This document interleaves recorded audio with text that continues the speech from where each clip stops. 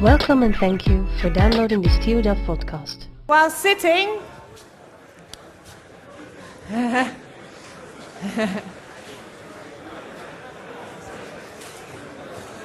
didn't want to stay in bed, so you would miss a lecture. Okay, what did we do last time? Please, please, please, please, please, guys, girls.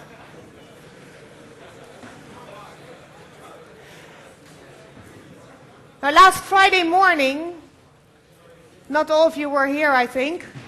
It was a very nice and quiet lecture, and actually that's the way I prefer it and the way some of your more serious colleagues prefer it. I got even some complaints with regard to the talking that goes on throughout the lecture and that people have trouble concentrating.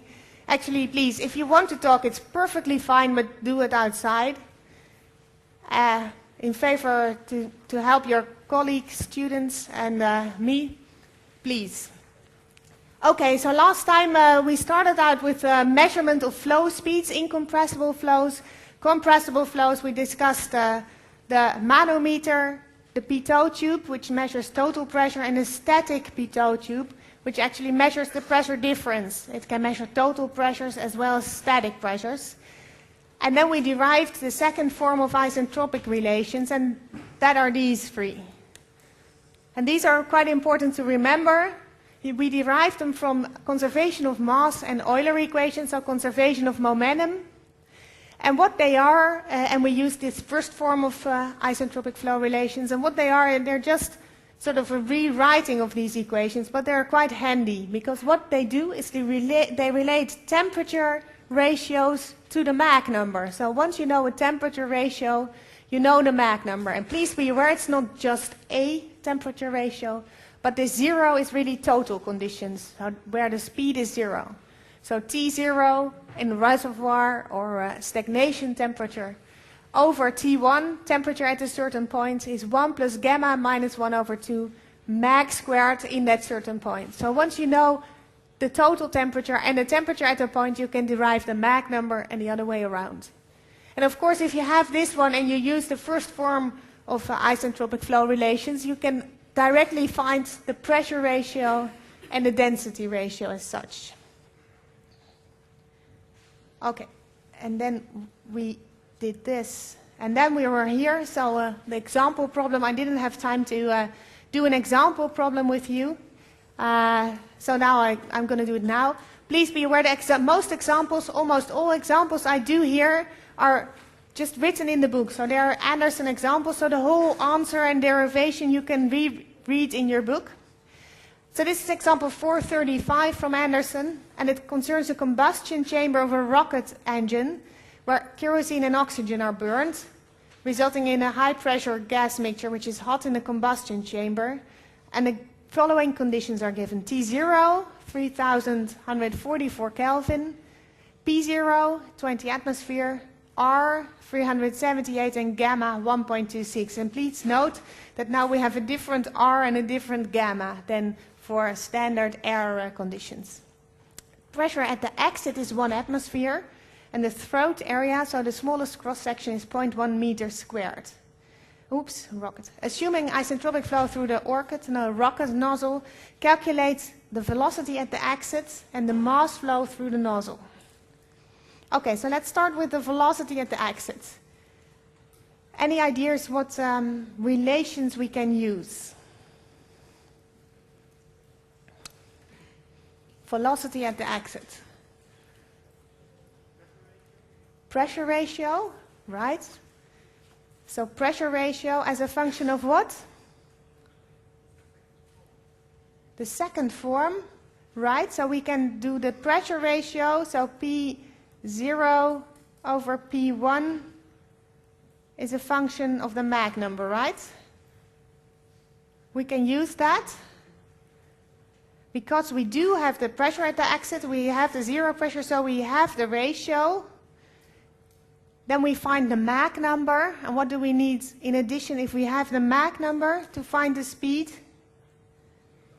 Speed of sound, yes. And what relation can we then use? Square root gamma RT, right? And let's suppose this is the exit, right? We're looking at the exit. So we do have the pressure at the exit. So we find the Mach number at the exit. A at the exit. We need the temperature at the exit. Do we have the temperature? No. Can we find the temperature? Yes? Equation of states is an option, but we don't have the density either, right? So what relation can we use to find T at the exit? P0, P1, and T0, indeed. So the relation, the first form of isentropic flow relations, right?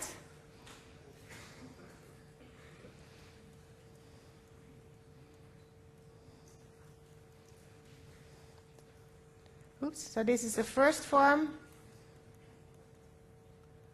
of isentropic flow relations.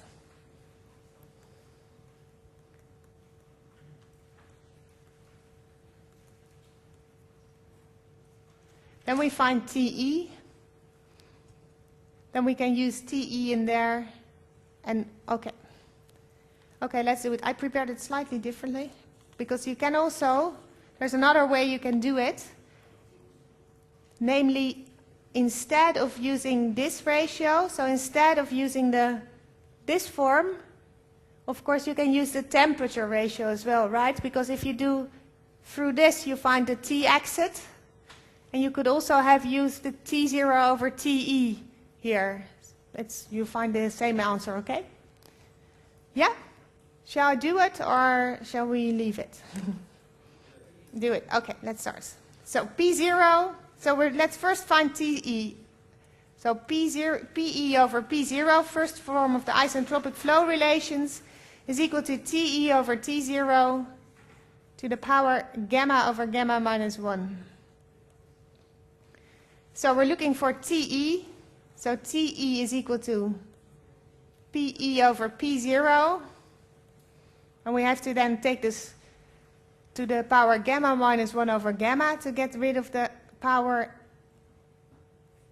right? Because if we do this to the power gamma minus 1 over gamma, we have here, at this location, we have then to the power 1. And then here we get to the power gamma minus 1 over gamma times T0.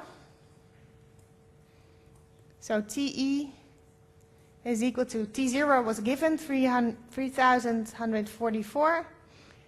And then the pressure ratio,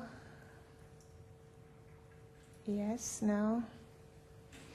So P0, 20 atmosphere, and at the exit 1 atmosphere. So P exit 1, P0, 20, and gamma, does anyone remember gamma? 1.26, eh? Yes, perfect. It was given. 1.26 minus 1 over 1.26. And then we find the temperature at the exit being 1694 Kelvin. Okay, so step 1. Now we can compute the speed of sound. Square root of gamma RTE. Gamma is 1.26. R was given to be 378. And the exit temperature we just computed, 1694 square root. So then we find 889.2 meters per second for the speed of sound. Now I'll do it the slightly easier way. So I compute the Mach number from the second form of isentropic flow relations, namely T0 over TE is 1 plus gamma minus 1 over 2 Mach at the exit squared. So Mach at the exit squared is equal to T0 over TE. Then I take this one to the other side, so minus 1. And I multiply by 2 over gamma minus 1. Yeah? So then I find that Mach at the exit is T0 was 3144. T exit we computed 1694 minus 1 times 2 over 1.26 minus 1, and then we take the square root to find the Mach number, and then we have the Mach number 2.566. Yeah, last step easy. So Mach number is equal to V at the exit over A at the exit. So A exit is Mach number, sorry, we're looking for VE. This is so, I much more prefer a blackboard. Okay, so we're looking for VE, so that is Mach number times speed of sound, so that's 2.566 times 898.2, and that is equal to 2,305 meters per second. Yeah? And please be aware, there are probably different ways to solve this using different forms of the equations, but this is the correct answer. Questions? So what did we do? First, compute the T exit from the first law, first form of isentropic flow relations, compute the speed of sound, and then with the second form, compute the Mach number, and then we're there. Yeah? So that solves A. Now B, the mass flow through the nozzle. Mass flow. What's the definition of mass flow? Rho V times A. Rho VA. Great. So Rho AV. Any suggestions where we do this? It is constant, so it doesn't matter, right? Mass flow at any cross-section is the same. Any ideas where we can do this? Yes? Exit. We just computed the velocity at the exit, so that is tempting. But do we have the... We might find rho, we might find v, but do we have the cross-section of the exit? No, we only have one area, right? So the area is really hampering this, so you have no choice but to choose the throat. Yeah? So let's do this at the throat. So mass flow at the throat, stars. Okay, so we're looking for rho star, A star we have, and V star.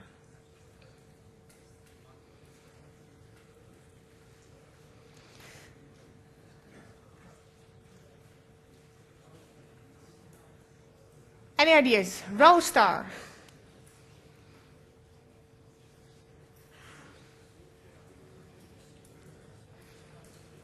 Density at the throat.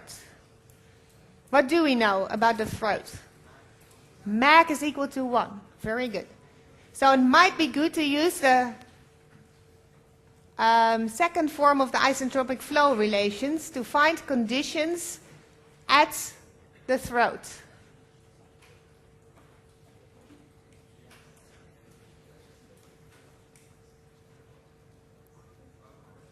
Any ideas? Yes. Question, why is the Mach equals to 1? Yeah, it's a bit hard to explain. I will, I think later I have a few slides on that. So if you put in the equations, you can see that you can see a relation between areas and velocities. I'll do later. But if you do the computations, you will find it. So Mach is 1 in the throat, always. The smallest cross-section if you have a supersonic nozzle. And this rocket engine, it looks something like this. With an exit and a very strong contraction ratio. Flow through this combustion chamber. Yeah? So, rho. Who gives me rho?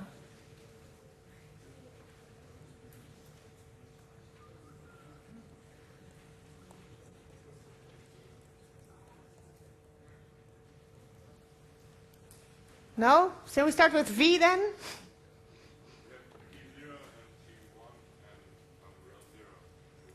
We have T0.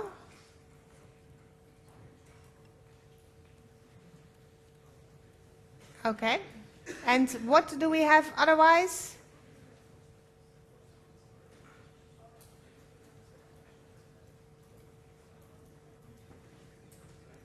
No.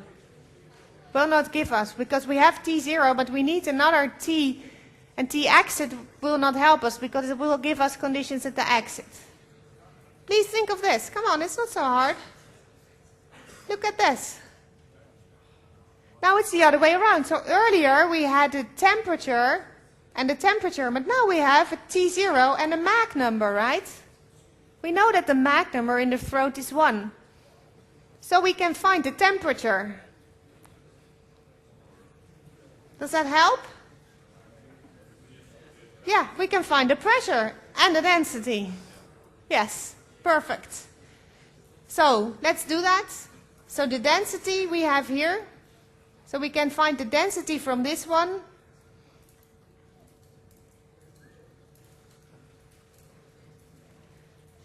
So we have T0, we have Mach at the throat.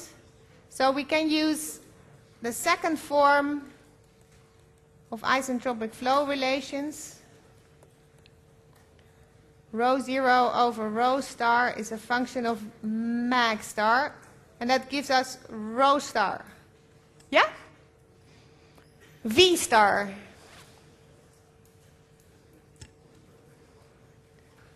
Any ideas on the velocity in the throat? Yes? Find the Mach number throat, V star over A star. So the velocity in the throat is the Mach number in the throat we know, times the speed of sound in the throat. So that transmits the problem to finding the speed of sound. What do we need for the speed of sound? Temperature, perfect. How do we find the temperature in the throat? Mach number and T0. Indeed, another form of the isentropic flow relations, T0 over T star is 1 plus gamma minus 1 over 2 Mach star squared. Yeah? So now we're there, right? We find the temperature from this one. We find A star. So we have the velocity. Then we can find also the density with isentropic flow relations, and we're there. Yeah?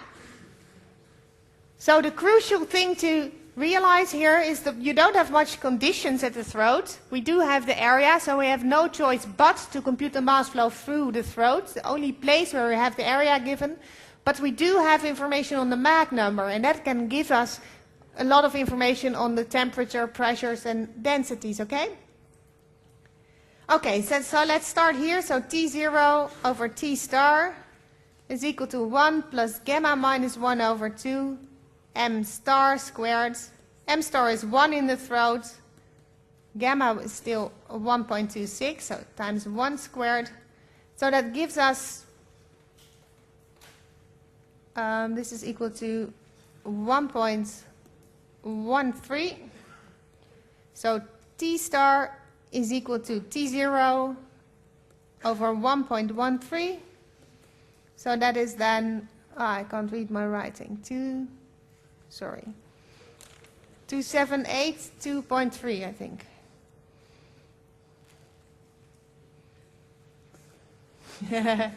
I hope it's correct. 2,782.3 Kelvin. Okay, temperature. So now we can find the speed of sound very easily. Same trick, gamma RT. Gamma is still 1.26 in our case. R was 378. Temperature we just computed. Square root.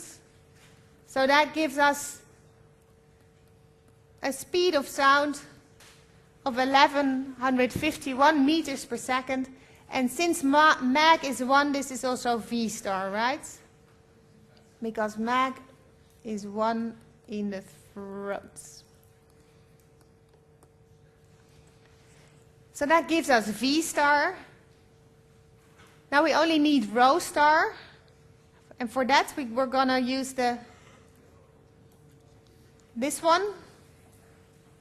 You could also do the P, of course. Use this, the pressure, and then the equation of state, but that's 2 steps.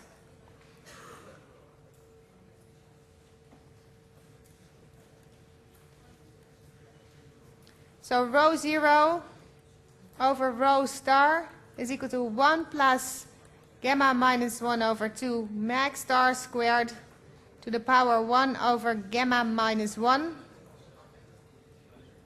Yeah? So 1 plus 1.26 minus 1 over 2, 1 squared to the power 1 over 0.26. And I don't have this because I chose the other way to do it. Can anybody type this in, what the answer is of this?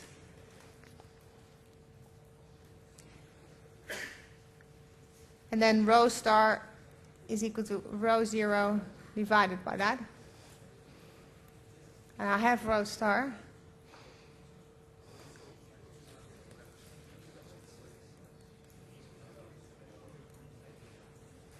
This ratio?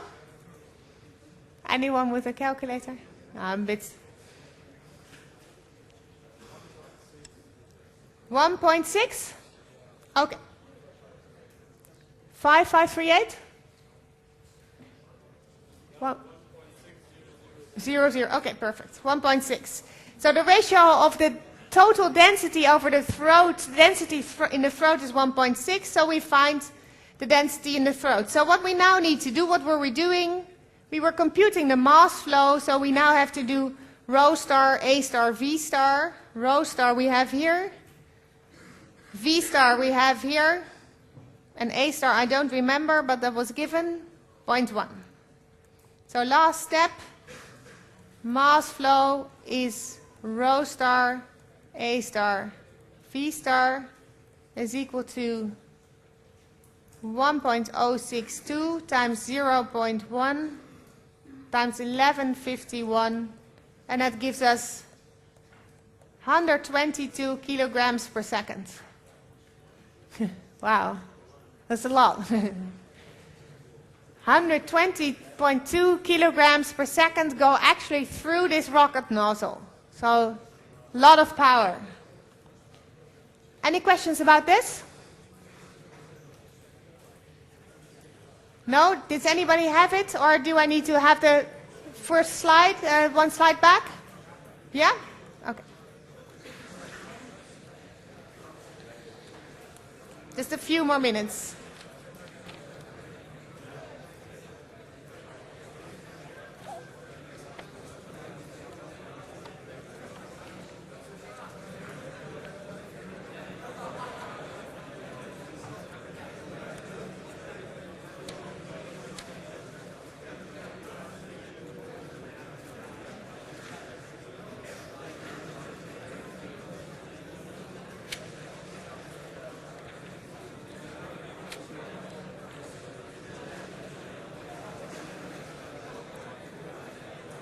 Yeah? Okay.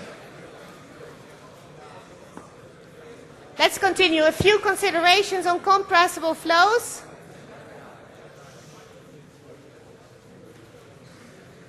I brought a picture with me of one of our supersonic wind tunnels. Looks like this. If you're interested, you can visit our labs. Maybe you already did. There are across the street aerodynamics laboratories. We have a low-speed wind tunnel, which is a leegwaterstraat, but the rest of the wind tunnels are over here. 2 supersonic wind tunnels and a hypersonic wind tunnel. And also there we have an open jet wind tunnel for really low-speed research around wind turbines. This is our hypersonic test facility, where we have, it's a Ludwig tube type. We have 2 small pressure vessels where we heat up the flow because it's expanding and cooling when it speeds up. Heat up the flow and put it under high pressure. And then we open the valve, which is down there. It goes through, so here are the tubes. It goes through the tubes. Here's the test section where we perform the test. It's about this size. And then you can measure for about a millisecond before the flow really, what do you call it, vaporizes. So here we perform research, for example, on re-entry vehicles. We have a research project on, for example, the form of the nose of a re-entry vehicle and looking at the temperature distribution. And if you change the design of the nose, how it changes the temperature distribution along your re-entry vehicle. So that's our hypersonic test facility. Okay. So an overview of supersonic wind tunnels. So way up here there's a reservoir with reservoir conditions. Conditions are such that the pressure ratio over this and the contraction ratio of the nozzle are such that you can get supersonic flow. So then before the throat you have subsonic flow. The flow speeds up isentropically, Mach 1 at the throat, and then the flow speed increases. So once you have supersonic conditions, it is the other way around. So if you increase the area for supersonic flows, the flow expands and the density changes such that your flow speed goes up, actually. And then you have supersonic flow here behind the throat. And here's typically your test section. Of course, if the flow speed has to slow down again to subsonic flow, there it goes with a shock. And then you cannot apply isentropic flow relations anymore. And here you see a rocket engine, and that's similar. Just a slightly different design, but again, high contraction, high pressure, high temperature, subsonic flow before the throat, M is 1 in the throat, and the Mach number is higher than 1 after. Now it's a bit intriguing, right? Why is the Mach number 1 in the throat? And why is this the other way around? So for supersonic flow, please, if your area goes up, your speed goes up as well. Well, there's a sort of indicative analysis in Anderson I want to share with you to show you how you can get an idea about that. And there we start from mass conservation. For compressible flow, so rho VA is constant. And then to get them a bit separate, we perform a trick, and we take the natural logarithm. So we say, okay, so this one we can do the natural logarithm of rho VA is equal to the natural logarithm of the constant. Oops. Right? You can do that. And then you have to realize that ln rho VA is the same as ln rho plus ln A plus ln V is equal to ln constant. So density, area, speed. Now I take the differential, so I differentiate. Differential of ln is 1 over, so I get on the left-hand side d rho over rho plus dA over A plus dV over V. And the differential of a constant is 0, so that's actually equal to 0. So I can rewrite my mass conservation. I wouldn't recommend it in general. For this purpose, I'm working my way towards something in this form as well. Now we have d rho's, so changes in density, dA's, changes in area, dV, changes in velocity. So if in some way we can get rid of these changes of density, we have in a way how area is related to velocities, right? So that's what we're looking for. Changes in area in the throat, it's sort of the minimum, so it's 0, and it's increasing or decreasing. It would be nice if we can see then if the speed is increasing and decreasing. So we're looking to get a way to get rid of this d rho. And a nice candidate might be the speed of sound, right? And the speed of sound was dp over d rho, was the speed of sound squared. So if we can eliminate this d rho for the speed of sound, maybe we can get a relation relating areas to speeds and speeds of sound, so Mach numbers. So let's see. The first thing we do to do this is use the Euler equation. Compressible flow relation again. Of course, we cannot use the incompressible flow here because we also would like to go to transonic and supersonic flow.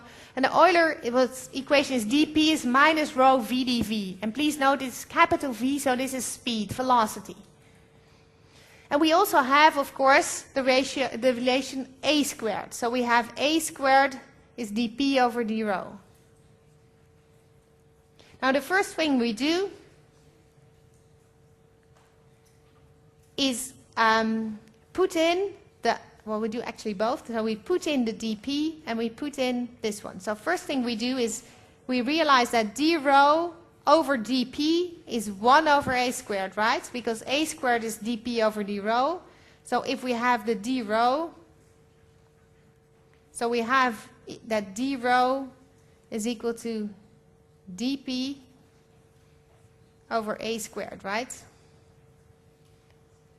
And dP is equal to minus rho V dV. So if you put that in, you get this one. We have then well, let's do it like this. So the d rho is equal to dP over A squared.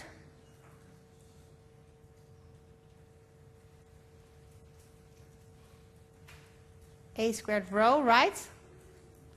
So then the dP is minus rho V dV. So we have minus rho V dV on top. Minus rho V dV on top. Divided by A squared over rho.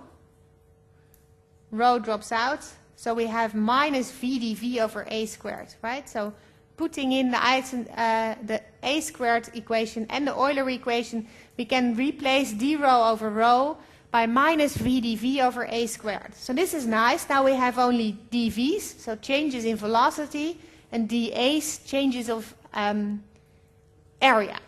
And we have this small A squared, and that is of course the speed of sound. Sometimes it's also denoted by C. But I think Anderson uses A, so I stick with A. Okay, now we collect all the dVs on one side and all the dAs on the other side. So we have dA over A on this side, so we take the dV over V minus V dV over A squared to the other side. Sorry, that step was not done, so we do.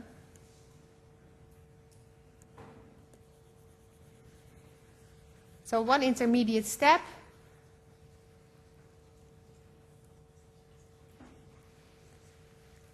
So dA over A is equal to dV of dV, and then this one becomes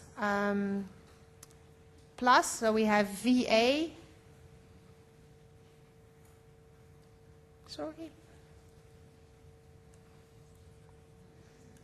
Different A, V over A squared plus, and then this one becomes minus, so minus 1 over V plus VdA. So if we multiply this by V, we get then V squared, and we divide by V here again, right? So we multiply by V over V, put one V inside and one V below. Then we have here minus 1, and we have here max squared. Yeah? So dA over A is minus 1, or max squared minus 1 dV over V. So here we are. No? Yes, I can go back one. So what did I do? I took all the V's to the other side. So I had then V over A squared minus 1 over V, right? Then I multiply by V. So you get V squared over A squared, and here minus V over V. And then of course I have to divide by V here as well. So I get dA over A relating dV over V. And what I get here in between brackets, this one is minus 1, and this one is plus max squared. So max squared minus 1. So this is an area velocity relation. Here I stop with the differentials, and what does it say? So if I know something about my changes in area, I know the Mach number, I can find the changes in velocity, or the other way around. Now suppose, let's first consider subsonic flow, right? Subsonic flow, so Mach is smaller than 1. Yeah? So Mach squared minus 1 is smaller than 0. Negative. So for subsonic flow, this bit is negative. So that means if dA is positive, dV is negative, right? Because plus is minus times minus. Yeah?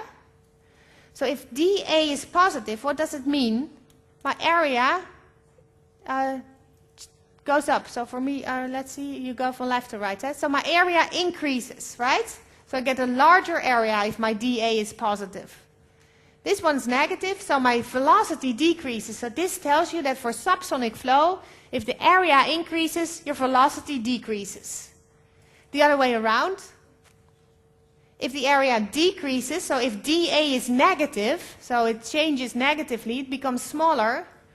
This is negative, so then your velocity becomes larger. So if your area becomes smaller, your velocity becomes larger. That is correct, right? Even for low speed flow, we have V times A is constant. So if V goes up, A goes down, and the other way around.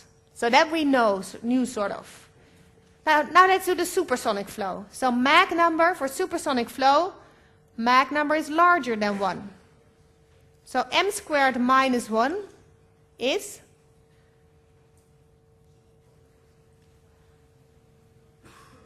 what is m squared minus 1? Is the Mach is larger than 1? Larger than 0. Positive. Perfect.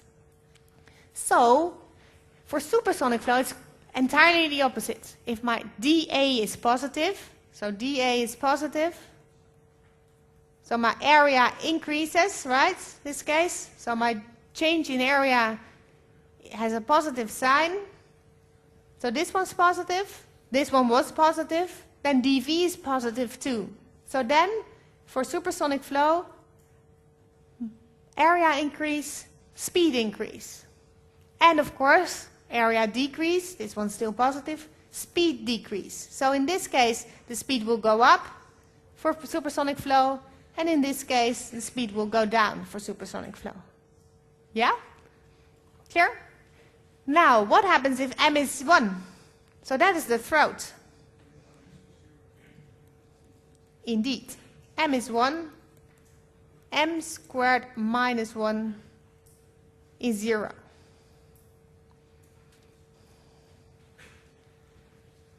So then dA is equal to 0 times dV. So my dA is at the minimum, 0.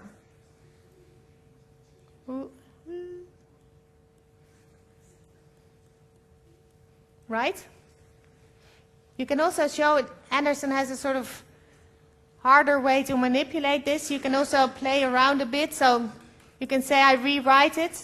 dV over V, this is the way it is in Anderson, is equal to, you take this to the other side, 1 over Mach squared minus 1 times dA over A, and then you have division by 0, so you have a problem, so you should see what is happening. So this one then goes to infinity, then dA over A has to be 0. So you get dA over A equal to 0 is the only way to keep dV over V finite. So in the throat, Mach is 1. This is not very rigorous analysis, but this gives you an idea. So what did we do? We started off a bit strange. We started off with rho VA is constant to get the area in there, mass conservation. We took this ln thing, differentiate to find area changes. We used the Euler equation and the relation for the speed of sound, and through that we got this area velocity relation. And this might help you to see that what is going on. I personally still find it hard to understand, especially for sonic and supersonic, what is happening. But this is what is hidden inside the physics. Okay. So if you make a plot of your nozzle flow, you can plot then for supersonic flow the Mach number. Now with supersonic flow, the Mach number in the reservoir, you start in the reservoir, so 0. Your flow increases isentropically until the throat, and this is then the throat, right? Mach is 1. And then if your area still increases for isentropic flow, your Mach number increases as well. Now, what does your, and this is all still isentropically. So what does your ratios, what do the ratios look like? T over T0 starts at 1 in the reservoir, right? T0 over T0 is 1.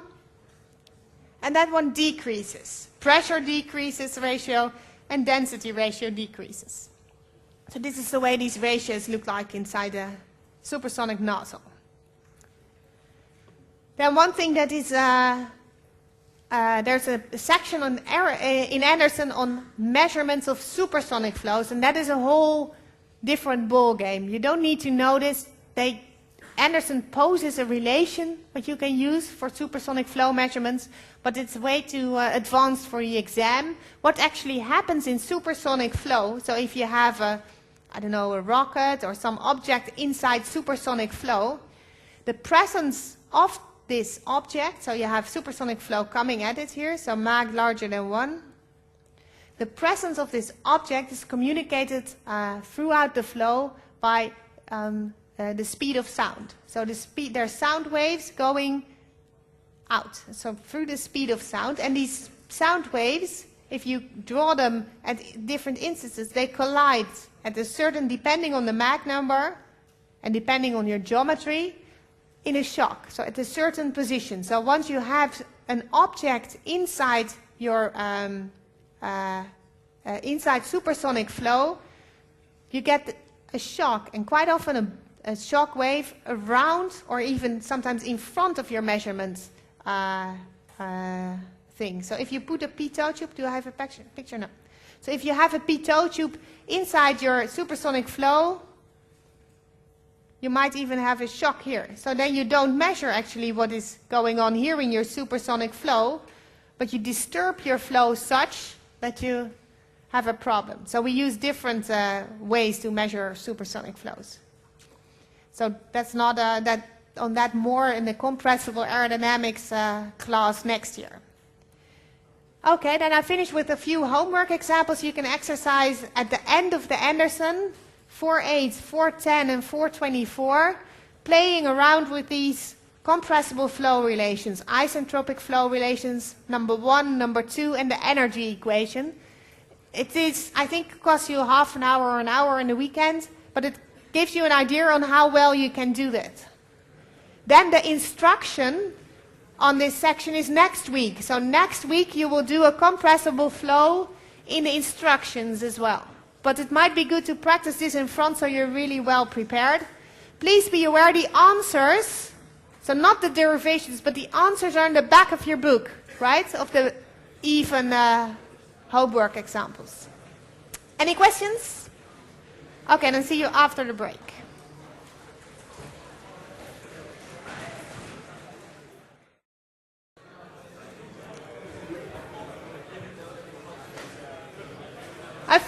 Got a few questions in the break that were good questions I would like to share with everybody. One was on this exam question where I skipped a step because I prepared slightly different. Of course, here we have computed the ratio of the density, the total density over the density in the throat, but you don't have the total density yet. So what you needed to do here is, can we go back one slide? Oh, I hate that. Terrible, sorry. That's why I prefer the blackboards. So here, sorry. So what you needed to do is, of course, apply the equation of state, right? So the equation of state, so with the rho 0, you can directly compute we have a P0 and a T0. So P is rho RT. Yeah? Okay.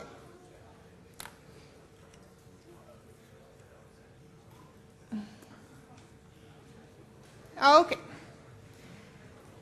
So that brings us to the actual topic of this lecture, viscous flows. So far,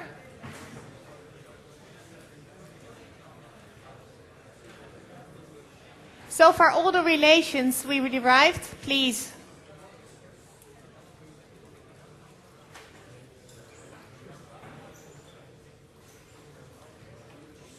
Hello?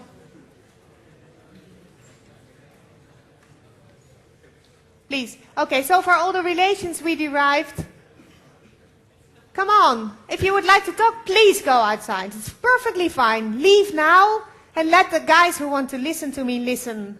This takes 5 to 10 minutes out of 45 minutes because I have to wait before everybody's quiet. I mean, it's fine if you're 8 years old, but not 18 or older. Come on. This is perfectly, you're liberal to do whatever you want, but don't obstruct us. Okay.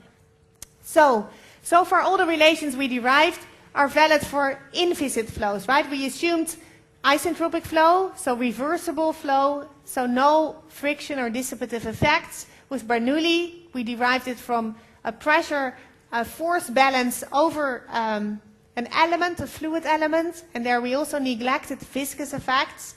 So now a small lecture on what happens inside viscous flows. It's a bit, or it's quite a complex stuff, and you need boundary layer equations, partial differential equations to truly know what is happening.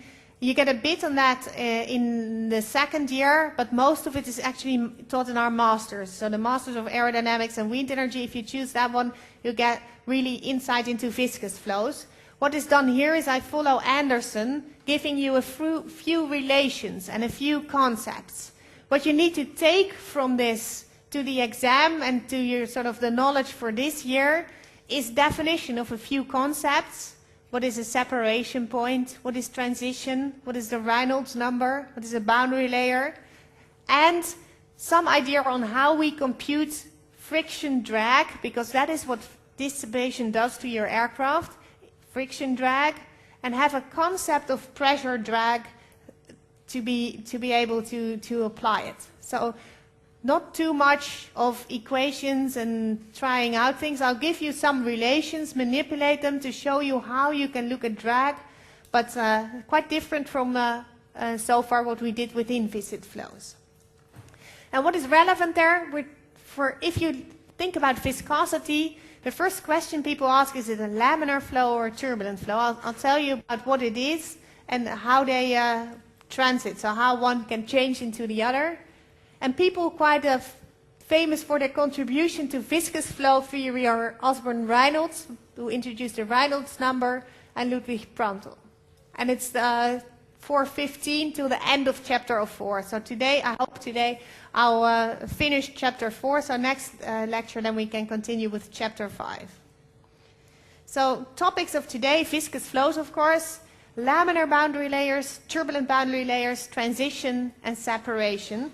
And quite often people mix up transition and separation, so please be aware. It is quite a different concept. They have a certain relation, but it's quite different. So viscous flows, what are they? Well, a viscous flow has quite different topology than inviscid flow. Suppose we put a cylinder inside an inviscid flow. Of course, inviscid flows, truly inviscid, do not exist. There's always a small contribution of viscosity, but suppose, sort of as a thought experiment, what would the flow then do? It would flow perfectly around it and sort of be perfectly symmetrical and attach here again and continue like this. Well, if you've ever put some object in happening, right? What happens is you get a certain dead water region behind with large vortices here, and the flow, the sort of smooth flow, will at some point, depends a bit on the conditions, but at some point here go straight on. And that we call separate. So this is a fully attached flow. It follows nicely the object, fully attached, but here the flow separates. Well, why does it separate? And what happens behind? The result of this, so the result that you have here a dead water region and here a flow pushing is a force, right? So in this case we have over this object invisibly a perfectly nice symmetric situation here and here. In this case not. So the flow is here pushing the cylinder in that direction, and behind we have this dead water region which is not pushing back. So as a result there is a friction. As a result of friction, there's a force, a drag force in that direction. And this drag force has a contribution due to the pressure difference over this object, so that because the pressure here is lower than here, so that's called pressure drag, and there is friction on the cylinder because the flow goes over the object of the cylinder and it hits it. The flow speed is 0 at the object. Above there is a certain speed, so there's a friction force in the object. So that also has a certain force contribution, mainly in that direction. So this drag is friction and pressure drag, and it depends on the form of your object, conditions of the flow, which one is dominant. This case, pressure drag is dominant. Friction, the fact that there's some friction here on the surface is almost negligible compared to the pressure difference. That's the result of this drag. And of course, suppose that this is an aircraft, you try to fly forward, so push in that direction, or you want to keep it here if you have a flow coming, then this drag is working the opposite. So to keep it, if you let this loose, your cylinder will go in that direction, right? So you really have to keep it there. So that's why you need the engines. Okay, so viscous flows, always viscosity plays a role, depends a bit. In liquids and for small objects it's much more dominant. So airflow around very small objects, air around a fruit fly is as if a bird tries to swim through oil. So you can have certain numbers that relate how you can compare flows, but for each object you have a friction somewhere. For aircraft flying through air at high speeds, this friction location is the area where it has an effect is usually only in the boundary layer. But if you get separated flow, so if you put your aircraft at a very high angle of attack, your flow separates off your wing, you get a larger portion where friction is non-negligible. Because of course, this whole thing is due to the effect of friction. If you have an airfoil like this at a high angle of attack, you get a very similar flow pattern. And then of course, you cannot neglect friction in this area. So the whole topology is due to the friction. But right at the surface velocity is 0, whatever happens, also at thin boundary layers. Now, here a picture of an airfoil at a very low angle of attack in a flow. Now, you see here the boundary layer sketched, and you see that the boundary layer grows. So here at the leading edge, the boundary layer is 0, and it grows along the length of the airfoil or plate or whatever. Now we don't have separated flow, so suppose we have attached flow, then we have this boundary layer here growing and we have a friction force due to the fact that we have this boundary layer. And inside the boundary layer, outside the boundary layer, the flow goes with sort of the flow that it would have if you don't take into account friction, and inside the boundary layer, very thin layer, the flow is decreasing, so from quite a fast speed outside to 0. And that is really the origin for the friction flow. What does the pressure do? Well, throughout the boundary layer, so in normal direction, if you have these thin boundary layers, the pressure remains constant. So if you look at pressures, you can assume this flow to be frictionless and not look at the boundary layer. But of course, if you want to know the friction force, you need to look at it. And the thickness here is quite exaggerated, and in reality it's much smaller. So the pressure perpendicular to the surface throughout the boundary layer is non-changing, it's constant. Okay, so now what are we interested in? We're interested, of course, in the friction force on our aircraft. And we're interested in the thickness of the boundary layer and what happens.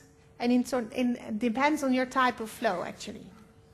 Please be aware that outside the boundary layer, you can assume inviscid flows for attached flow. But inside the boundary layer, it's really friction that's driving all the effects. So you cannot apply Bernoulli. And you cannot apply isentropic flow relations either, because it's really irreversible. Friction is a process where kinetic energy, speed, is transmitted into temperature. So you have temperature increase. At aircraft, it's not so important, but at, for example, re-entry vehicles, it's quite crucial. So now a plot of what happens inside this boundary layer. So suppose here we have our outer flow.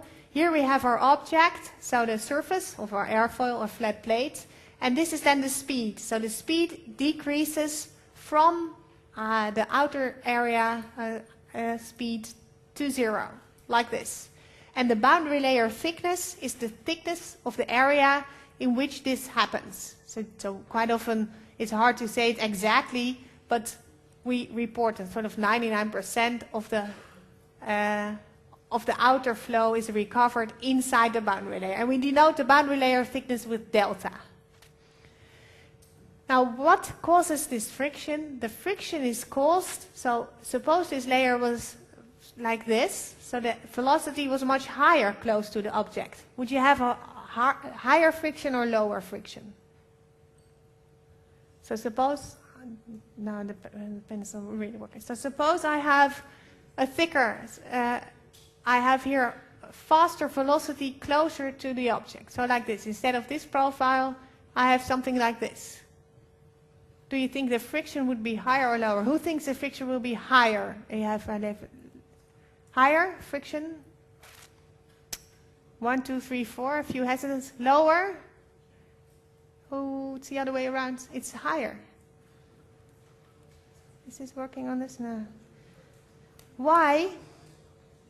Because the flow has to be decreased in a smaller area, right? So the friction, what does the friction scale with? It's the steepness of this, so the du over di. And y is this in this direction, u is this direction, so the du dy is the steepness of this. The steeper it is, so in a way you should transfer it because you should look from it from this side. So if it's steeper related to this, maybe I'll draw it. So this boundary layer or this boundary layer, this is y, this is u, this is du dy, and in this case du dy, which you should really, so u is like this, right? So du dy, you should put it the other way around. If you normally used as plots like this, right? So then you should turn it around, and then this one is steeper than this one. Yeah? So the u is increasing faster if you go up. So the full boundary layer close to the object has a higher friction force. Now, how is it related?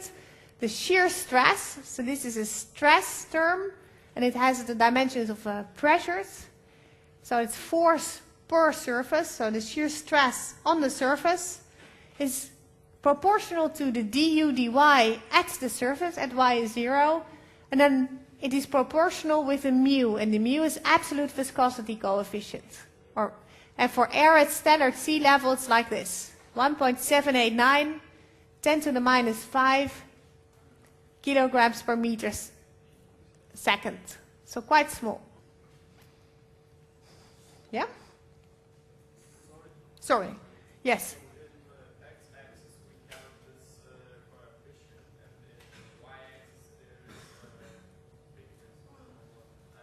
Sorry, in the x-axis? In this, what we write here? Okay, so this here, it's a bit confusing because the reality and how you normally plot it. So this, we have here our surface. Yeah? So our plates. We have a boundary layer over it. So 0 velocity here, and the velocity is increasing. So this is the distance to the surface. So the velocity, if you look at slightly above, if I blow air over this table, slightly above I have some velocity here, some velocity here, some velocity here. So if I plot this like this, then what I have here is the distance, in a way, what I plot in that direction is distance to the surface, right? Y. What I plot in this direction, so if it is here or here, it is in a way u, the speed. So your normal we're used, but the speed is a function of y. So normally we are used to have the speed as a function of y like this, right? No? That's okay. I draw it like this because it's what it in reality is. But if you should actually turn it around. So then you have the speed at a certain y. You get this. Right? Let's see. U. Well, the only thing you should know is that what you draw here is actually dy over du. Right? So if it is like this, dy over du is smaller, right? But du over dy is higher. That's maybe the way to look at it. Yeah?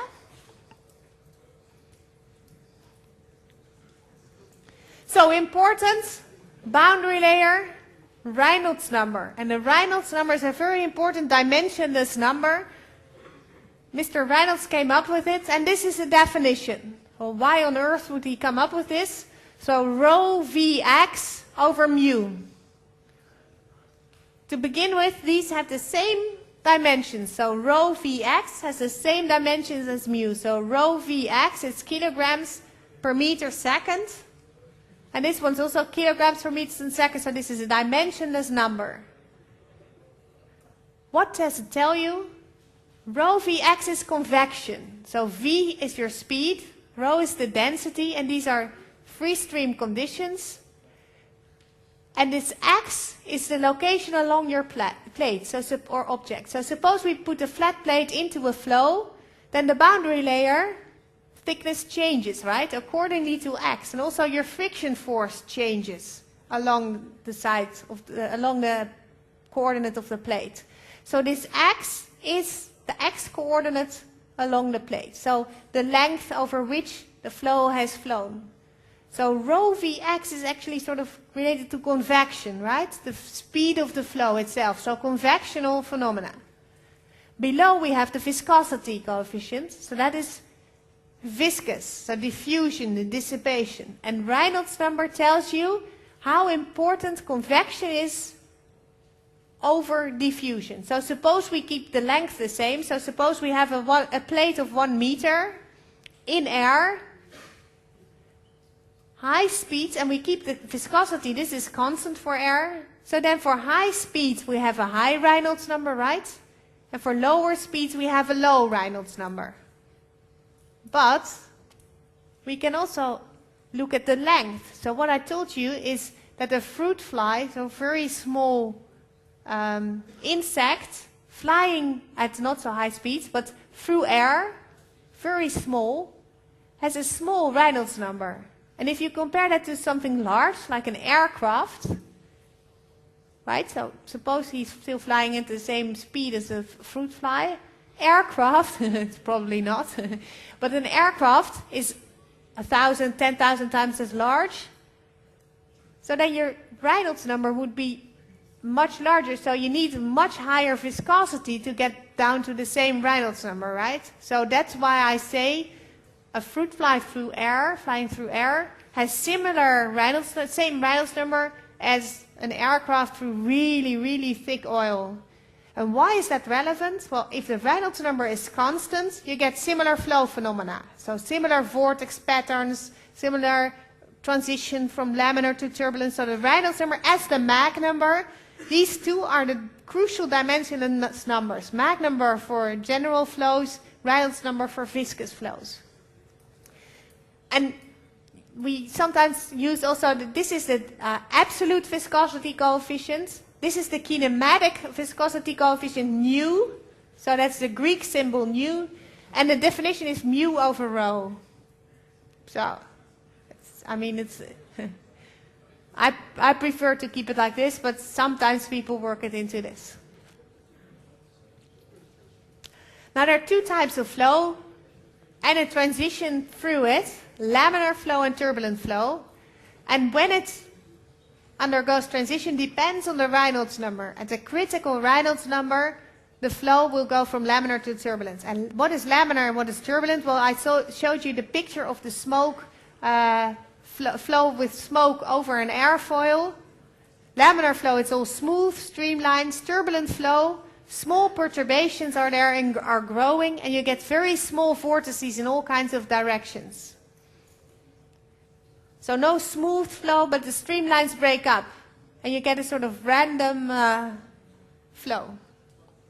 Of course, the general flow pattern is still like this, but locally you get very small vortices, which have an effect on the friction and on separation. More about that later. Now, laminar flow. There's boundary layer theory for flat plates, and from that, the real theory you can get from us in the 4th year, but from that, you can derive a boundary layer thickness equation. This is for flat plates, and it tells you that delta, the thickness of a boundary layer at a certain location x, is equal to 5.2x over square root of Reynolds x.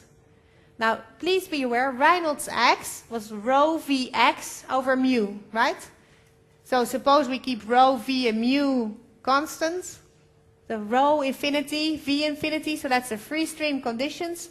So here's square root of x. So we have x over square root of x. So how does that behave itself? As square root. So the boundary layer thickness in laminar flow grows as a square root function. So it's parabolic, right? Proportional to square root of x. So in the beginning it will grow fast, and later it will grow less.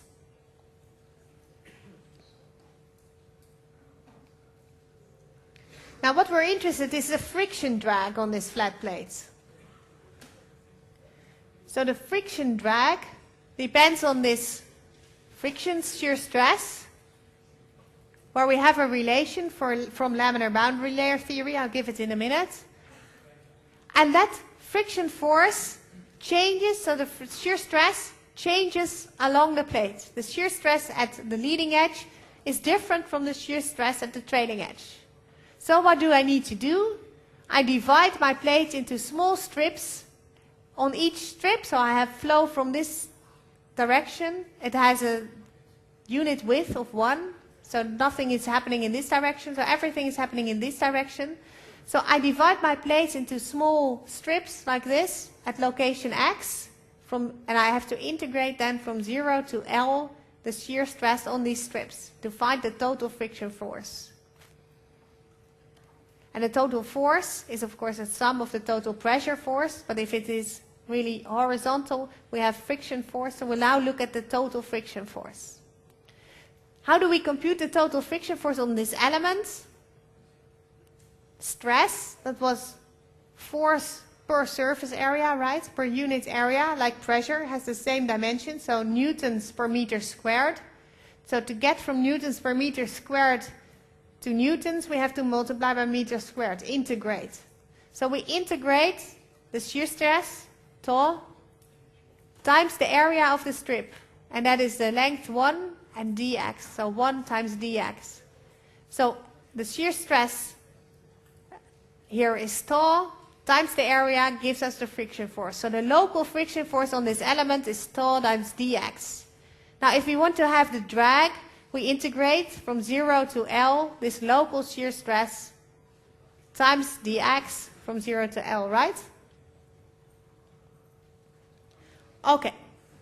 Yeah. This is a bit I like least. What you need to know from this really is concepts and how you would approach this. So concepts, laminar flow, turbulent flow, shear stress, friction drag, pressure drag. But because we don't have really the tools to do the nice analysis. So skin friction coefficient. So this shear stress that we're interested in, again from laminar boundary layer theory, there is a relation relating this shear stress to Reynolds x again. So this shear stress is different at each location.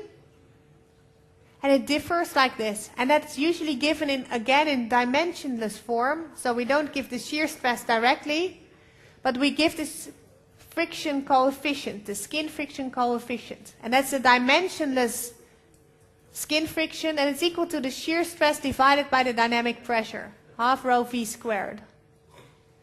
So tau w over, you can write this q infinity. And then from laminar boundary layer theory, we know that it's 0.664 over square root of Reynolds x. what does this tell you? Is the shear stress larger at the leading edge of the plate or at the trailing edge of the plate? Who votes for the leading edge of the plate? For small delta, for small x? Do we have small x have a large friction force? Who votes? Who says no, small at the beginning of the plate? Okay, well, only 10% voted, but it's about half-half. We divide over x, right? Over square root of x. So if you divide by a large number, it's small. And if you divide by a small number, it's large. So at the end of the plate, it's much more smaller than at the beginning of the plate. So this has to do with the growth of your boundary layer thickness, actually. So CF and tau W decrease as square root of x increases. Yeah? Okay. Now, what we were doing, we are calculating the friction force. No? Questions? Remarks? Problems? No? Okay. Then I'll continue. So we're integrating tau W from 0 to L. Then I go faster. Apparently you're bored. So tau W is, you can give CF times square root of Reynolds x over 664. So that we do. We find the drag. We integrate our tau W, and that's the same as the friction coefficient times Q, right? Because this was dimensionless, so times the dynamic pressure. Then from the previous relation, from laminar boundary layer theory, we know that this is 0.664. We have the Q, but that doesn't depend on x, over square root of Reynolds x. So here we have our 1 over square root of Reynolds x. To integrate this, we separate it into everything that's with x, 1 over square root of x, and all the other thing we take outside.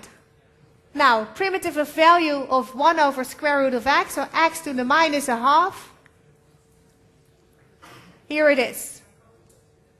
So this is x to the minus a half. So if you take the differential of 2x to the power a half, you have 1x to the minus a half. So the primitive value we're looking for is 2 times square root x. So we have to take that between 0 and L. In 0 it's 0 and in L it's L, so it's 2 square root L, right?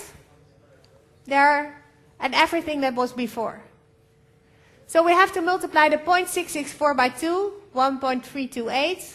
We have our Q infinity, and then we have here square root of L, and what I do, I have here the remains of my Reynolds number, but it would, so square root of Reynolds number only without the L. This is my kinematic viscosity coefficient, so rho over mu. So what I do is write square root of L as L divided by square root of L, right? So then I have here a Reynolds L and here L. So my drag force is 1.328 Q infinity L over square root of Reynolds L. So it depends very much on the length and on the Reynolds number, what the skin friction is, right? Please be aware, this is only on one side of the plate. So if you put the plate like, if you have flow over a plate, this is fine. But if you put the plate like this and you have flow on top and below, you need to multiply it by 2 for the top and the bottom, right? Now, we normally don't like forces, but we like force coefficients. So we usually work with lift, but lift coefficients. Drag coefficients. So what do? We make the force dimensionless. So we work here with the skin friction drag. So this is a capital C, different from that small c. So that is the dimensionless drag. And how do we make it dimensionless? By dividing by Q times S. So as we do with lift forces, we do with drag forces. So we divide the drag over Q infinity times S. So this is the dynamic pressure times area, so that is a force as well. So that is a typical force for your flow. So this skin friction drag coefficient is then this one divided by Q infinity S. Well, Q infinity drops out. What is the area of our plate? That is L times 1. So we divide by L. So then we have this one. So L, S, we divide, the L drops out, so we end up with this one, 1.328 without the Q and infinity and the L over square root Reynolds L. So you see that the Reynolds number determines not only the thickness of your boundary layer, but also the friction. So high Reynolds number, if we put the plate in a high Reynolds number, so high Reynolds number, we have a thin boundary layer, right?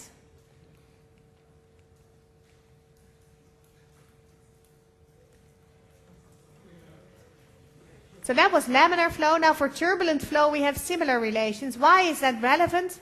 Well, what is turbulent flow? Flow transits at some point, goes from laminar to turbulent flow. How does that happen? Suppose you have very high speed, so a very thin boundary layer. Every wing is a bit dirty, right? You have small spots of dirt on the wing. If your boundary layer is very thin, it hits these dirt things and then is perturbed. It is not smooth anymore, but these small eddies start. So then you get already transition to turbulent flow. And you get that for high speeds, high Reynolds numbers, much faster than for low. Now, turbulent flow question. Sorry? Yes, I'll come to that.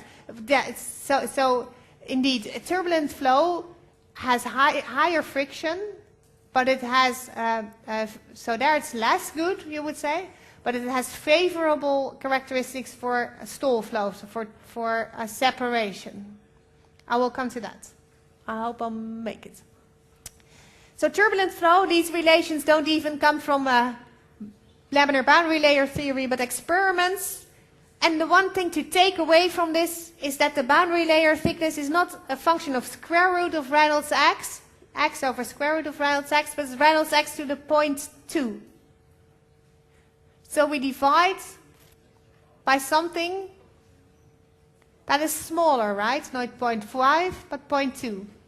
So we divide by something that's smaller, so the overall is larger. So if you would plot a turbulent boundary layer on this plate and a laminar boundary layer, the turbulent boundary layer would be thicker. After transition, you get a thicker boundary layer because of all these small eddies.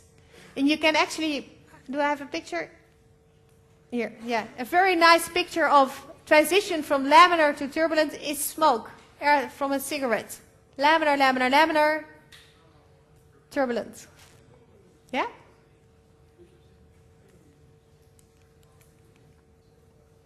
And then also skin friction drag coefficient is, you can do a similar trick as we did just now.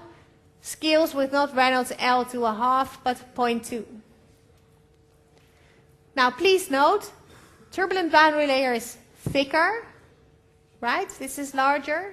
For the same Reynolds number, a turbulent boundary layer, again, is dividing by Reynolds L to the 0.2. While laminar you had Reynolds L to the power 0.5. So we divide by something smaller, so it's higher. So the friction and the friction drag of a turbulent flow is higher. Why? Due to all these eddies in all directions, they also have they grab the object more. They have more energy in all directions. Yes? Sorry?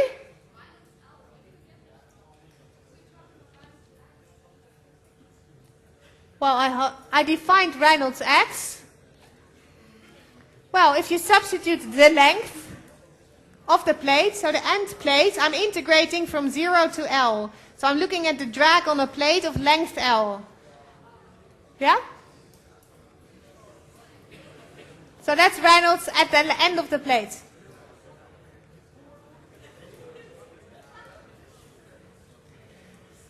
Normally, you can talk also about a characteristic Reynolds number for a flow, and quite often you look at the chord.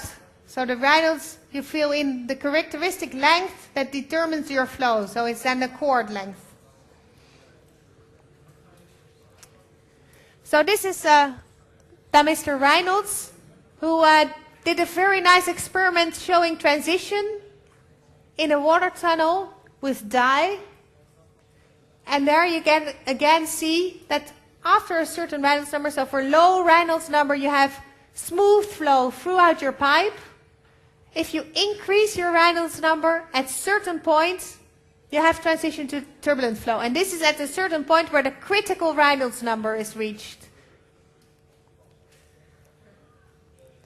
Now, what does that mean for your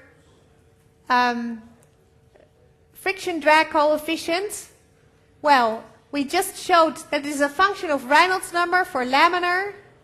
For turbulent flow, it's higher. What happens if the flow transition, you go from this path to that path? So this is actually from experiments. Now what does it look like? If you look at, for example, the way we do this, we put oil on the surface. And through oil on the surface, you can actually see what's happening on the surface. Well, laminar flow has a very smooth surface streaks. But if you look along the plate, when it's transition to turbulence, you get these structures. So flow over a plate starts off laminar, but at a critical Reynolds number, through the Tolmin-Schlichting waves, again more on this later, you get the vortex breakdown, small perturbations grow, and you get transition into turbulence. First turbulent spots and then larger eddies. And Ludwig Prandtl also is quite important. He derived the boundary layer theory that we are using the results of. Now let's look again at our boundary layer. A laminar boundary layer, that's the red one, looks like this. It's not so thick. Up here you have the free stream velocity, but it's not very full here. While the turbulent boundary layer is thicker, so it takes longer before you have the free stream velocity. But due to all these eddies close to the object here, it is much fuller. So here you can already see that indeed skin friction is higher for turbulent flow, right? Because this one is less steep. Now how does it look if you look at the boundary layer? Thickness, laminar flow, transition to turbulence, and then a thicker boundary layer. Now when does this happen? At a certain Reynolds critical. So you need to know the definition of laminar flow, or the concept of turbulent flow, and the definition of the critical Reynolds number. And the critical Reynolds number is the Reynolds number at which you have transition from laminar to turbulence. Typically found from experiments, but then you can use it, right? And the Reynolds number is depending on x, so on the coordinate of your plate. So here it's smaller and it's increasing. And here it has reached a certain critical value, and then you have transition to turbulent flow. So on similar concept, of course, on flow around an airfoil or wing, laminar flow, transition point, turbulent flow. And it depends on the conditions. Your transition point can be anywhere. For gliders, so for really low speed aircraft, they design that to have as low friction drag as possible. So to have laminar flow, and they manage to have laminar flow up to 95% of the wing. While for commercial, we have to go home. No, it's gone back. For commercial transport aircraft, the Reynolds number is much higher. You're flying at higher speeds. The length might be, the chord length might be longer. And then it's very hard to have laminar flow for such a long portion. Typically you have transition around half of the chord or even before. This is a picture of our wind tunnel, an experiment of a blade in our wind tunnel. There you see the transition very well. So the flow is coming from this side, oil pattern on the object, laminar flow, turbulent flow. It depends what you look at, but if you look at the skin friction drag or the shear stress, then laminar flow is favorable, right? So the shear stress of laminar flow is smaller than that of turbulent. And here you see a design of a glider airfoil, which is 95% laminar flow, but normally the vast majority of flows is turbulent, especially in aerospace. Now the next concept, so this is laminar turbulence and transition. Now we move to a different concept that flows can do, separate. And this is also a viscous effect. So if you have viscosity in your flow, small changes locally can make your flow to separate. Why does it separate?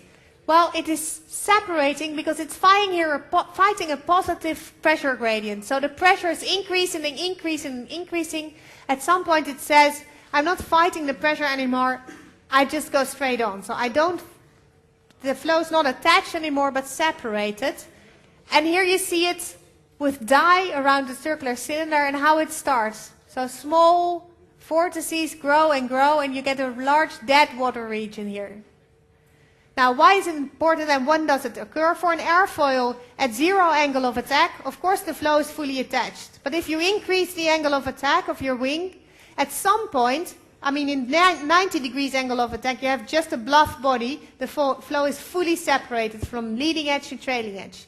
Somewhere in between, separation starts, and indeed this is related to the stall. So the flow stalls, so you get first a small separation bubble, and then the separation moves upwards, and at some point for a large angle of attack you get leading edge separation. And how does it look like? So it is very unsteady phenomena as well. Around the circular cylinder you get von Karman vortex shedding, so a vortex rotating in that direction, quite a nice flow. And here again you see a picture of it around the cylinder. So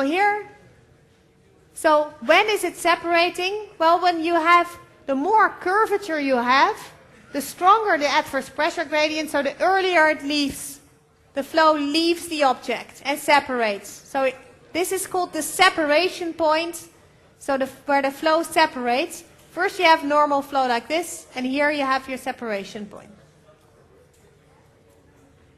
And in this case we have actually leading edge separation. This is one of the first experiments by Van Dijk, aluminum powder in water, and you can see this is called the dividing streamline, dividing the outer flow from the dead water region.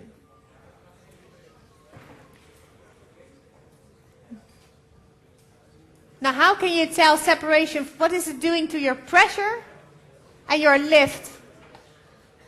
So this is attached flow. Small angle of attack, airfoil. Then we have the red. Yeah? A few more minutes. Red pressure gradients. If you increase the angle of attack, you get at some point separation, and then your pressure gradient drops. And this is really trailing edge separated, so you can get really very bad pressure distribution if it's fully separated. And separation you can see in the flat pressure coefficients, pressure gradients. So an example, Nando Timber, who's teaching the Dutch class, is a wind turbine expert, wind turbine aerodynamicist, and he designed wind turbine airfoils. And this is an example of the wind turbine airfoil designed here at Delft, DUW91. This is the pressure contour at zero angle of attack. And now we increase the angle of attack, 26, 5.6, 7.2. Where do we have separation? Separation is a horizontal line in the CP. So here at the 90.2 degrees, you see there's a small separated area at the trailing edge. And if you continue, 18.2, so very high angle of attack, you get the separation point here. So the separation point moves upwards. And it can really be quickly. So for example, it can start as a small bubble, but after a certain angle of attack, it just springs open and moves to a leading edge separation. That's why it's such a non-linear behavior. So in next chapter, when we look at chapter 5, airfoils and wings, we see what it does really to your lift and airfoil. Now one more concept, 1 minute. 1 minute. So what does turbulent flow do to separation? Any idea? Will turbulent flow separate earlier or later? Who votes for earlier? Earlier separation? Who votes for later separation? Ah, the minority has it right. Yeah. I'll show you a picture.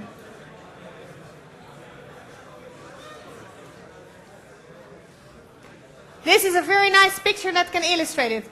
Turbulent flow has all these small eddies, so it has energy in all directions. So it has more energy to fight the adverse pressure gradient. So although turbulent flow has higher friction, it has later separation. So here you see a ball with no turbulent flow, so laminar, very smooth edge, and then the flow separates here.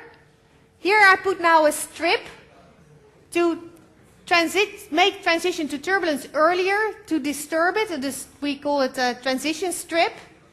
Look what happens to the separation point. It moves much way down. So for separation, turbulent flow is better, right? Any questions? No. Oh, yeah. Sorry. Maybe come here, because I don't think I can hold them here. Thanks.